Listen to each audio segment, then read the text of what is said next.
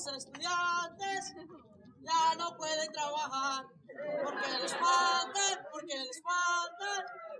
materiales para triunfar. Today marks a landmark. Almost a month after more than 300 students and peacemakers traveled to the Capitol Hall in Sacramento to push legislators to pass Governor Brown's local control funding formula, the proposal was adopted into the budget on June 17th. Passes this year, additional funding will be given to schools that have have a higher rate of low-income students and English language learners, so to really benefit urban schools and urban school districts rather than just suburban school districts. The activists who attended the event heavily rallied and chanted. They voiced their outrage through demonstrations, such as heated poetry and dramatic improv.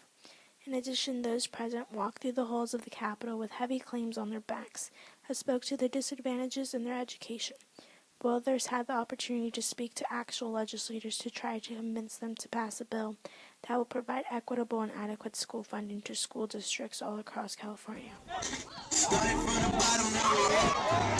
Started from the bottom, now my whole team. Yeah, started from the bottom, now we're here. Not so fast! Who the hell are you? I'm here to help these students. Man, you can't help these students. They're not even students, they're prisoners. And whose fault is that? I don't know. Their mamas? What are you talking about? My mama brought you. It's the governor's fault. I'm here to change that. How are you going to do that? By giving more money to the school that need it the most. To the students that always labeled criminals but never give them their full potential. It's called local control funding formula. Long Beach, a city with over half a population classified as blue-collar or low-income, will be one district to receive much help from this development.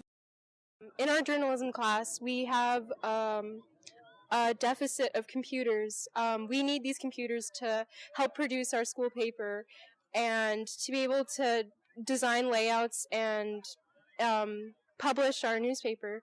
And since we don't have enough computers for everybody, our work isn't as efficient, and we can't all work on the limited number of computers that we have. The governor's proposal will replace the current model of funding schools with a more streamlined formula and remove more spending restrictions. School districts are very strapped for cash, and in a time when many teachers' jobs are threatened and we're struggling to maintain quality educational experiences for students in the face of staffing shortfalls, I think that giving local school districts the freedom to move money around to areas where they most need it is a wonderful idea.